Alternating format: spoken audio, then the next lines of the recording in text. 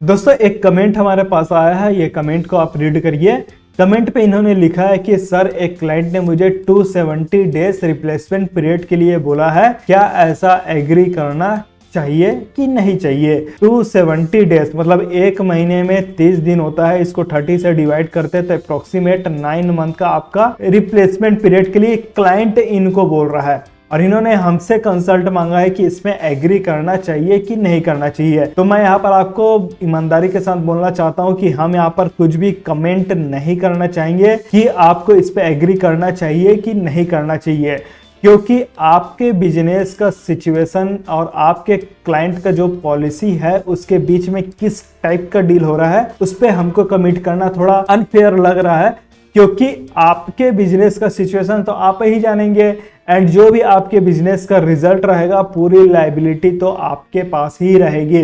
Liability आपके पास है, आप किसी तीसरे पर्सन का इंप्लीमेंट कर रहे हैं बात को सुनकर चीजों को, तो वहां पर अगर कुछ लॉस वगैरह भी होता है तो पूरी लायबिलिटी आपके पास है, आपके पास ही पूरा सिचुएशन होगा।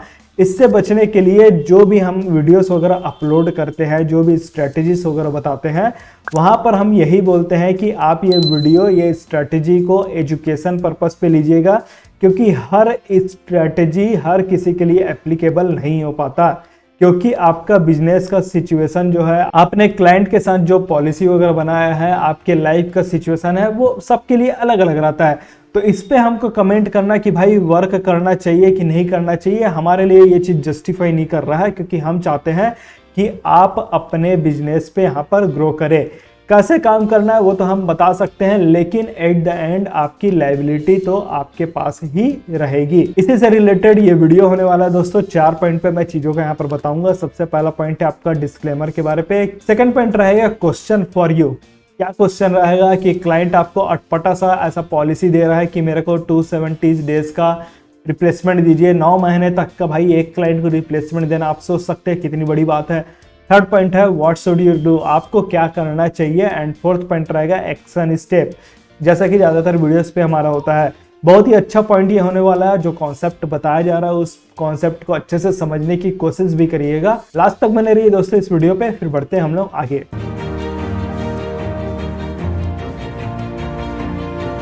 आगे बढ़ने से पहले दोस्तों आपके लिए अपडेट है कि आप हमारे ऑफिशियल व्हाट्सएप चैनल को जरूर फॉलो करिए, जिसका लिंक आपको डिस्क्रिप्शन पे मिल जाएगा। यहाँ कुछ बिजनेस लर्निंग है, मोटिवेशन है या फिर न्यू वीडियोस के अपडेट वगैरह हो गया, हमारे लिए इजी रहता है शेयर करना, तो आप हमारे ऑफिशियल व्हाट्सएप चैनल को जरूर फॉलो करिए। देखिए दोस्तों, डिस्क्लेमर में आपको बताना चाहूंगा कि जो भी हम स्ट्रेटजीज बताते हैं उसको आप एजुकेशन पर्पज पे लीजिएगा।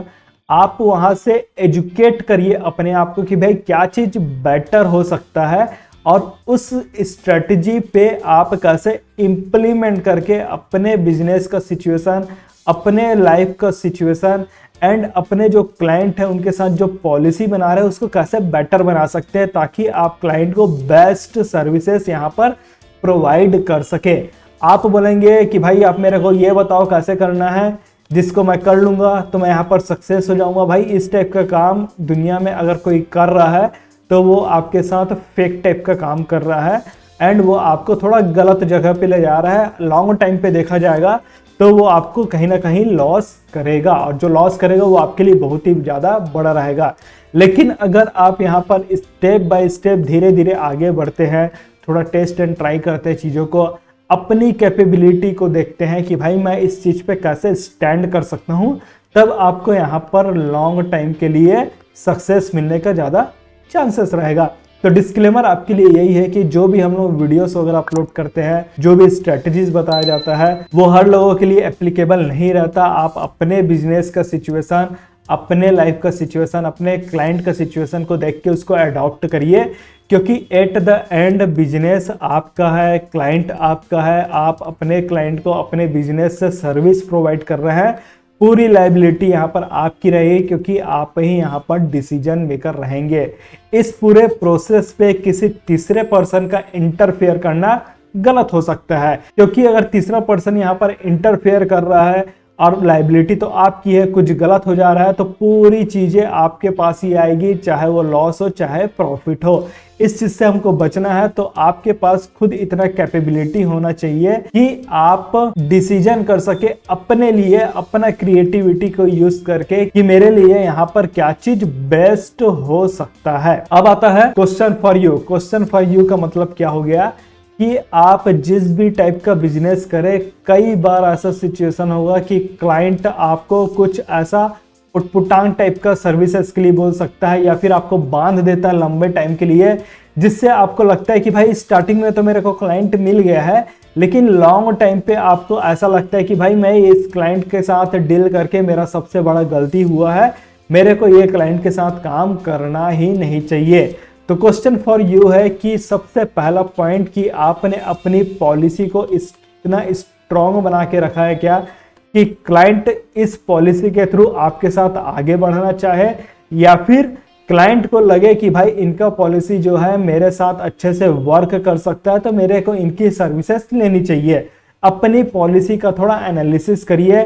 अगर आपका पॉलिसी यहाँ पर थोड़ा डामाडोल है या फिर अच्छे से आप क्लाइंट को बता नहीं पा रहे अपने सर्विस के बारे पे, तो दूसरा पॉइंट यही आएगा कि क्लाइंट आपको अदरवाइज लेगा, हल्के पे लेगा एंड वो आपको थोड़ा अटपटा टाइप का सर्विस प्रोवाइड करने के लिए बोलेगा। जैसे कि इनको बोला है 270 डेज का रिप्लेसमेंट के लिए, मतलब 9 महीने तक का मैं जितना भी आपको रिप्लेसमेंट चाहिए रहेगा वो मैं आपको करके दूंगा। आप सोच सकते हैं 9 महीने कितना लंबा टाइम पीरियड रहता है, वो भी एक क्लाइंट को सर्विस देने का। देखा जाए तो बहुत सारे ऐसे क्लाइंट आपको मिलेंगे जो चाहेंगे कि आप कम से कम पैसा पे मेरे को ज़्यादा से ज़्यादा यहाँ पर सर्विस प्रोवाइड करके दो, और इसी टाइप के क्लाइंट क्या करेंगे, पूरा आपका एनर्जी को सक कर लेंगे, एनर्जी को डाउन कर लेंगे, पूरा टाइम आपका वेस्ट करेंगे, और जो रेवेन्यू भी आएगा उस टाइप का नहीं मिलेगा आपको रेवेन्यू जिससे आपका बिजनेस यहाँ पर ग्रोथ मिले। जिससे क्या होगा, एट द एंड आपको लगेगा कि भाई ये क्लाइंट के साथ काम करके मेरा सबसे बड़ा गलती हो गया है एंड जो मेरे को डील इनके साथ पहले नहीं करना चाहिए था उस डील को मैं करके बहुत ही बड़ा मिस्टेक यहाँ पर कर दिया हूँ। तो पहले आप अपना खुद का एनालिसिस करिए, खुद से क्वेश्चन पूछिए कि मेरा पॉलिसी जो बना है वो किस टाइप से बना है, और जो क्लाइंट मेरे को बोल रहा है वो चीज क्या मेरे को जस्टिफाई करती है क्या, क्या मेरे सर्विस के थ्रू वो इम्प्लीमेंट होता है क्या, क्या मेरे को उतना रेवेन्यू यहाँ से जनरेट हो पाएगा कि नहीं, बिजनेस यहाँ पर ग्रोथ हो पाएगा कि नहीं। इस हिसाब से थोड़ा आप अपने आप से क्वेश्चन पूछिए कि मैं इस पे कैसे स्टैंड ले सकता हूँ। नेक्स्ट क्वेश्चन आता है व्हाट शुड यू डू, आपको क्या करना चाहिए। सबसे पहला पॉइंट तो ये है कि आप अपना कैपेबिलिटी को देखिए। हो सकता है सिचुएशन कि आप किसी क्लाइंट को पिच किए और आपने अपना पॉलिसी को एकदम जबरदस्त लेवल का बना रखा है, पिच करने के बावजूद भी क्लाइंट आपको बोलता है कि नहीं मेरे को आप जो सर्विस प्रोवाइड कर रहे हैं उसमें से जो पहला वाला पॉइंट है वो पॉइंट नहीं चाहिए, इस पहला वाले पॉइंट को करेक्ट करके मेरे को आप ये वाला पॉइंट करके दीजिए। मतलब क्लाइंट क्या कर रहा है, अपने यहाँ पर पॉलिसी को ऐड कर रहा है। उस सिचुएशन पे अपना कैपेबिलिटी देखिए कि क्या मैं इनके पॉलिसी के साथ अपने बिजनेस को यहाँ पर ग्रोथ कर सकता हूँ कि नहीं कर सकता। इसको मैं एग्जांपल के थ्रू बताता हूँ कि कई बार हम लोग अपने क्लाइंट को पिच करते हैं अपने सर्विस के बारे पे, तो क्लाइंट बोलता है ठीक है आप मेरे को सर्विस प्रोवाइड करिए, आप कितना चार्जेस लेंगे। हम इनको बोलते हैं हम आपसे 50,000 का फॉर एग्जाम्पल चार्जेस लेंगे। क्लाइंट बोलता है ठीक है मैं आपको 50,000 का चार्जेस देने के लिए एग्री हूँ, आप मुझे क्या करिएगा, मेरा कॉम्पिटिटर एनालिसिस करके दीजिए, कम से कम 5 लोगों का मेरे को कॉम्पिटिटर एनालिसिस चाहिए। इस सिचुएशन पे क्या होता है, हम क्लाइंट को बोलते हैं कि 5 लोगों का आपको कॉम्पिटिटर एनालिसिस चाहिए, हम यहाँ पर देने के लिए एग्री है, लेकिन हर एक कॉम्पिटिटर के एनालिसिस करने के लिए हमको 2 से 3 घंटे का टाइम लगता है, और एक कॉम्पिटिटर एनालिसिस को करने के लिए हम यहाँ पर 2,000 रुपए का चार्जेस लेते हैं। 5 कॉम्पिटिटर एनालिसिस करना है, 2,000 रुपए एक क्लाइंट का ले रहा है, मतलब 10,000 रुपए का आपका एक्स्ट्रा बिल बनेगा। जैसे ही हम क्लाइंट को पिच करते हैं ये चीज कि भाई हम आपको कॉम्पिटिटर एनालिसिस करके देने के लिए रेडी हैं, लेकिन 10,000 रुपए का वहां पर आपका एक्स्ट्रा बिल आएगा। क्लाइंट जो चीज हमसे फ्री में कराना चाहता था, अब जैसे ही हम उनको बोल दिए कि हम आपको यहाँ से चार्जेस वगैरह लेंगे, वैसे ही उसके चेहरे का जो एक्सप्रेशन रहता है वो सडनली से डाउन हो जाता है। क्यों डाउन हो जाता है, क्योंकि क्लाइंट मेरे से ये जो कॉम्पिटिटर एनालिसिस है वो फ्री में करवाने वाला था, लेकिन हमको यहाँ पर तो मेहनत करना है, हमको पता है कि हमारा कैपेबिलिटी यहाँ पर क्या चीज है। एक क्लाइंट को एनालिसिस करने का हम 2000 रुपये चार्जेस लेते हैं। ये हमारा पॉलिसी है, हम आपको करके दे रहे हैं। 10,000 रुपीज लेंगे और बताइए फिर इस पे काम कैसे करना है। जो बंदा मेरे से फ्री में काम करवा रहा था, मेरा टाइम ले रहा था, मेरा एफर्ट ले रहा था, मेरे रिसोर्सेस का यूज कर रहा था फ्री ऑफ कॉस्ट, जैसे ही हमने उसका प्राइसिंग बोला 10,000 रुपीज, तुरंत वो यहाँ से स्किप कर दिया एंड बोला कि ठीक है, आप मेरे को जो सर्विसेज है उसी सर्विसेज पे अपना प्रोसेस को स्टार्ट करिए। सिचुएशन यहाँ पर है कि जो मेरा एक्स्ट्रा टाइम, एफर्ट और रिसोर्सेस लग रहा था वो मेरा पूरा बच गया। मैं तो लगाने के लिए रेडी हूँ, लेकिन क्लाइंट से मेरे को 10,000 रुपीज एक्स्ट्रा की सर्विस चार्ज चाहिए रहेगी। तो यहाँ पर आपको अपना कैपेबिलिटी चेक करना होगा। और यहाँ पर मैं आपको एक हैक भी दे देता हूँ।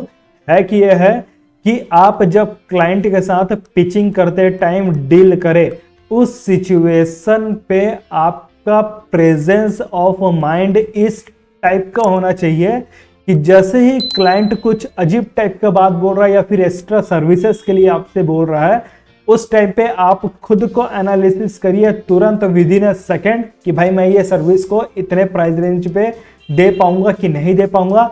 अगर दे पाते हैं तो आप उनके साथ एग्री करिए, नहीं दे पाते तो बिंदास आप बोलिए कि मैं आपसे एक्स्ट्रा चार्जेस यहाँ पर लूंगा। ऐसे करके आप बोल सकते हैं, क्योंकि भाई मैं यहाँ पर बिजनेस कर रहा हूँ, मैं अपने बिजनेस की रिस्पेक्ट करता हूँ, अपने क्लाइंट की रिस्पेक्ट करता हूँ, अपने काम की रिस्पेक्ट करता हूँ। मैं यहाँ पर फ्री ऑफ कॉस्ट काम करने के लिए बैठा नहीं हूँ, मैं आपसे यहाँ पर चार्जेस लूंगा तभी तो मैं आपको बेस्ट सर्विस प्रोवाइड करके दे पाऊंगा।